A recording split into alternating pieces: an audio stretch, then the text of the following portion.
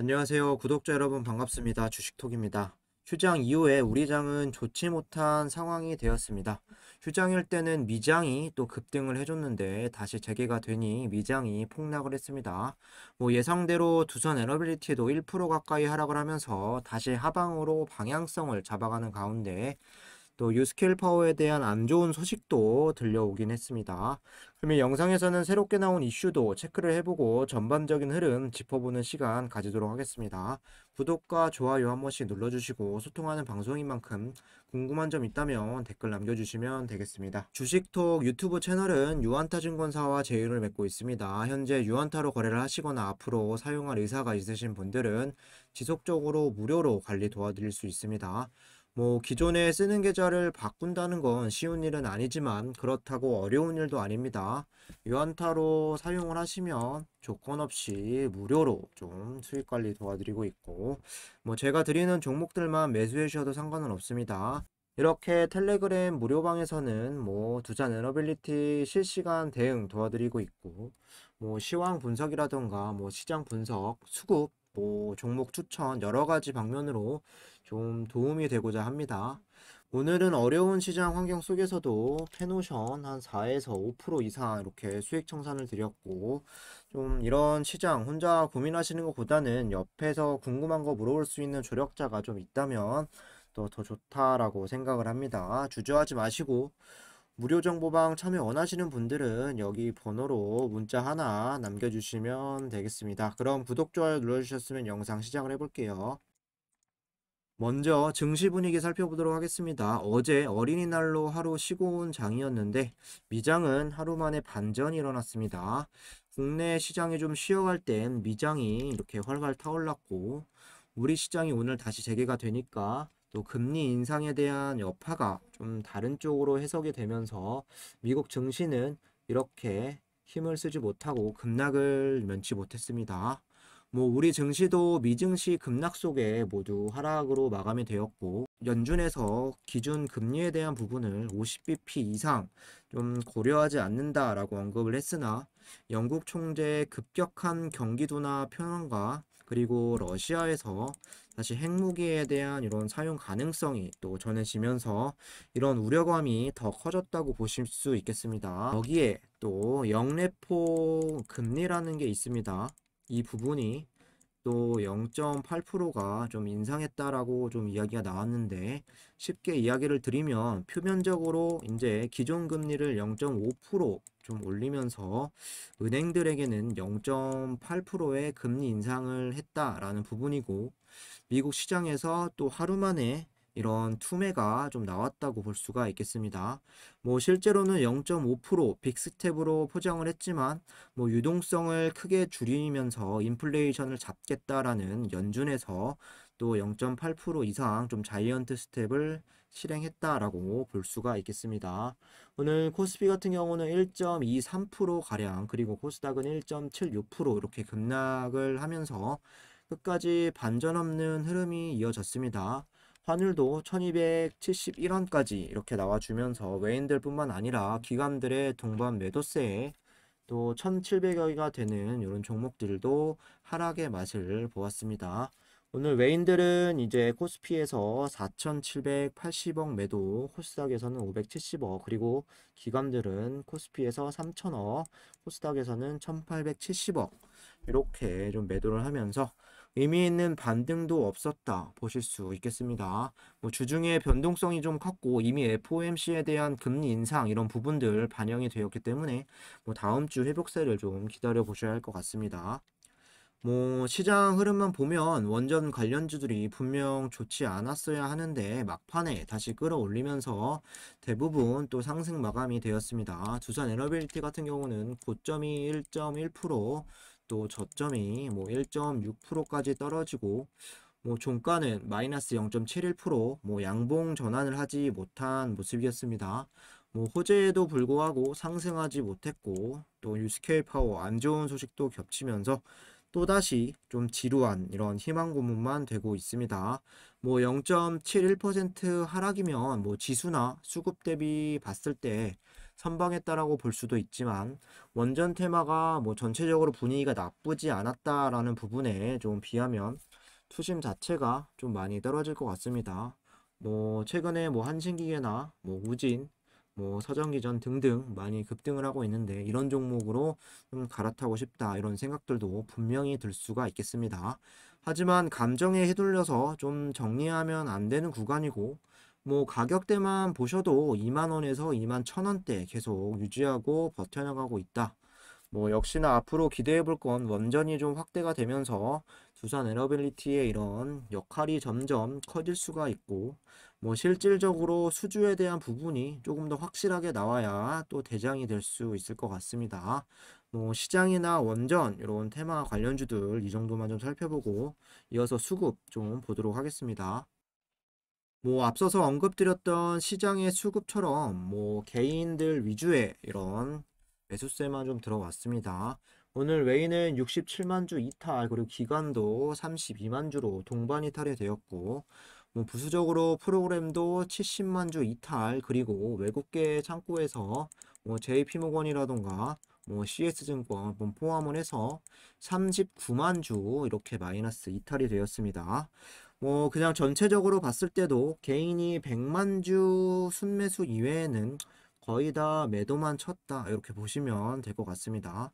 뭐 단순 수급만 봤을 때는 오늘의 등락률 0.71% 하락 뭐 이 정도만 빠진 건 나쁘지 않았다 해석을 해볼 수 있겠는데요. 뭐 최근 이틀치만 보면 뭐 외인과 기관이 또 5월 4일 날 좋았던 거와는 정반대로 오늘은 전반적으로 수급이 좀 좋지 못했다. 뭐 전체적으로 수급 개선이 좀 필요해 보인다. 이렇게 보실 수 있겠습니다.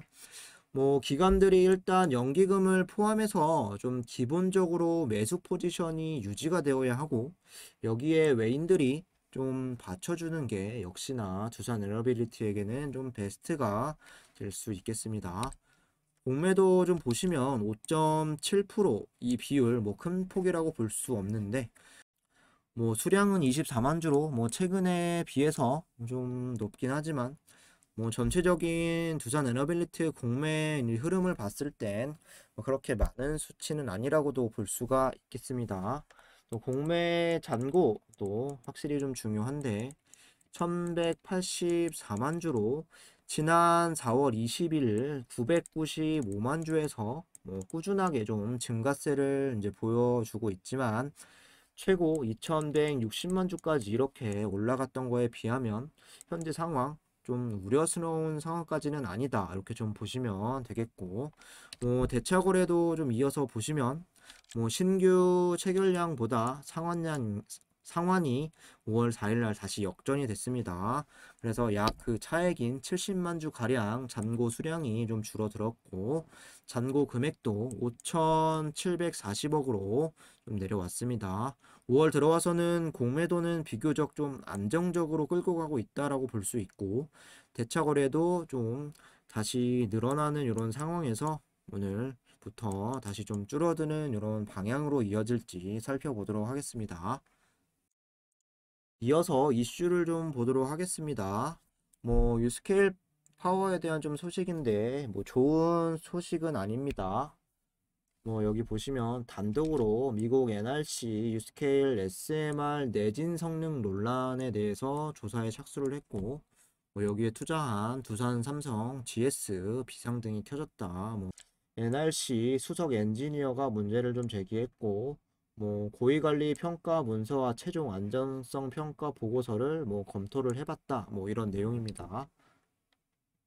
뭐 유료 기사라서 전체적인 내용은 볼 수 없지만 좀 읽어볼게요. 스케일 파워가 SMR이 이제 지진에 약하다는 논란에 휘말렸다. 현지 규제 당국이 설계 인증 시 활용된 평가 보고서를 재검토하기로 하며 안정성을 앞세워 SMR을 수출해온 뉴스케일 파워 전략에 영향을 미칠 것으로 보인다. 미국 원자력 규제위원회에 따르면 또 수석 엔지니어 존 마에 보낸 서한을 통해 원자로 설계에 대한 뉴스케일의 내국성 진단을 수용할 근거를 충분히 찾지 못했다. 이런 내용이 이어질 것 같은데요. 뉴스케일 파워 같은 경우는 또 상장이 되기 전에도 뭐 주식가치 훼손에 대해서 상장에 대한 뭐 제한이 걸렸다 뭐 이런 이슈도 있었는데 뭐 지금은 문제없이 상장이 되어 있는 상황이죠.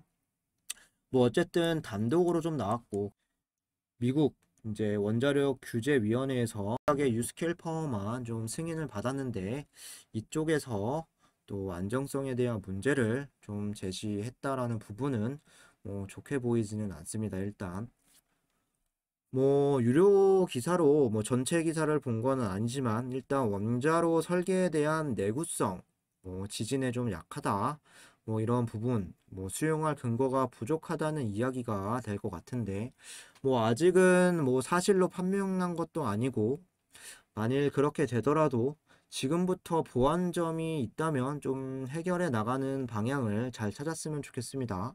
이미 이제 유스켈퍼 같은 경우는 SMR 시대를 열기 위한 상장도 마쳤고, 뭐 여러 나라들과 그리고 은행, 기업으로부터 투자 유치도 이끌어냈습니다. 뭐 아시다시피 SMR 상용화가 되려면 적어도 2020년 후반은 또 되어야 하기 때문에 좀 그때쯤 윤곽이 드러날 수 있고, 뭐 초기에 이런 문제를 발견해서 좀 SMR에 대한 심각한 타격만 좀 없다면 좀 잘 보완해 나가면 되지 않을까 저는 생각을 합니다. 하지만 이런 기사 내용들이 좀 계속 불거진다라고 하면 또 주가에도 안 좋은 영향을 단기적으로는 좀 끼칠 수 있다 이렇게 생각을 하고 있습니다. 이어서 또 뉴스를 좀 보시면 또 단독 기사네요. 원전 수출 거점 해외 공간 10곳에서 15곳을 지정을 하겠다. 윤석열 정부가 원전 수출 확대를 위해 체코, 폴란드 등 중점 수주국 주재 공간 10에서 15곳 원전 수출 거점 공간으로 지정을 한다. 또한 차세대 원전 개발을 위해서 5년간 5,832억 원을 지원하고 원자력 관련 원자력 안전 관련 최고 의사결정 기구인 원자력안전위원회는 국무총리에서 대통령 소속으로 바꿔 상임위원제를 도입하기로 했다. 5일 또 인수위에서 탈원전 정책 폐기, 원자력 산업 생태계 강화에 관한 액션 플랜 문건을 보면 원전을 기저 전원으로 적극 활용하고 원전 생태계 강화와 수출 등으로 통해 원전 최강국으로 도약을 한다. 향후 5년 추진할 탈원전 폐기와 원자력 산업 강화 정책의 지침서인 셈이다. 가장 눈에 띄는 것은 원전 수출의 산업화와 생태계 활력 제고를 위해 적극적 수주 활동을 전개하고 한미 원전 동맹 등 에너지 외교를 강화한다는 부분이다. 2030년까지 원전 10기 수출을 목표로 한다라는 것이고 원전 수출 전략 추진단 가칭을 좀 출범시키고 산업부의 원전 담당 차관보 원전 수출 정책관 직책을 신설한다. 추진단에는 원전 방산 경협 패키지 지원이 가능하도록 또 한수원, 두산 에너빌리티 같은 기업 관계자들이 또 모두 참여할 예정이다. 또 체코, 폴란드, 사우디아라비아, 영국, 네덜란드, 남아공, 또 슬로베니아 등 주요 수출 전략국이 있는 제외 공간 10곳에서 15곳 원전 수출 거점 공간으로 지정할 예정. 전담관을 파견해 상시 협의 채널을 가동하고 외교부 장관이 원전 관련 공관장 회의를 주재하는 등 국가별 특성을 감안한 전략적 세일즈를 하겠다는 것이다. 동유럽은 최근 유럽연합 이제 텍소노미 초안의 원자력을 포함하고 우크라이나 사태에 따른 에너지 대란까지 겹치면서 원전 건설이 활기를 띨 것으로 기대하고 있다. 뭐 인수위는 원전 수주에 있어 한미동 원전 동맥을 강화해 최대한 활용해야겠다는 뜻도 좀 밝혔다. 다음 주 화요일이면 이제 5월 10일로 좀 취임이 이제 진행되는데 에너지 정책에 대한 변화되는 모습이 본격적으로 나와줄 것이고 지금은 그런 내용을 좀 본격적으로 이제 시행하기 이제 앞서서 여러 부분들을 좀 변경하고 좀 만들고 있습니다. 시간이 점점 지날수록 또 우리가 원하는 방향으로 또 갈 수 있다라고 저는 생각을 합니다. 뭐 앞서서 말씀드렸던 또 SMR 그 부분만 좀 문제 없으면 정말 좋을 것 같습니다. 마지막으로 차트 흐름 좀 보겠습니다. 0.71% 하락한 2850원으로 마감이 되었습니다. 뭐 최근에 좀 가야 할 때 이렇게 가지 못한 아쉬움도 좀 클 수 있지만 뭐 가격권으로 보면 뭐 지난주나 이번 주 뭐 큰 변화는 없습니다. 뭐 3월 달부터 보시더라도 2만 원 구간은 뭐 저점에서 어떻게든 이렇게 지켜가고 있고 좀 바닥을 형성해가는 모습이죠. 그리고 주가 같은 경우도 뭐 2만 원에서 2만 1,000원대를 좀 벗어나지 않고 있는 이런 상황인데요. 세력들의 입장에서 좀 생각을 해보면 아직 주가를 이렇게 좀 올리기도 꺼려하는 것 같고, 그리고 또 주가를 여기까지 이렇게 내리는 이런 부분도 좀 꺼려지는 상황이다.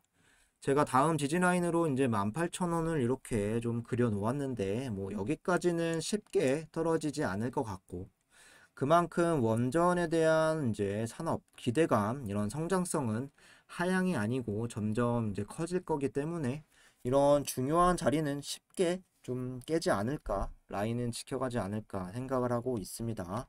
뭐 거래량을 좀 보시면 오늘 427만으로 여전히 뭐 500만을 넘는 것도 상당히 좀 드문 일이 되고 있는데, 최소 이렇게 1000만 이상은 좀 나와주고 뭐 주가를 한번 큰 양봉으로 뜨게 하는 게 중요하겠습니다.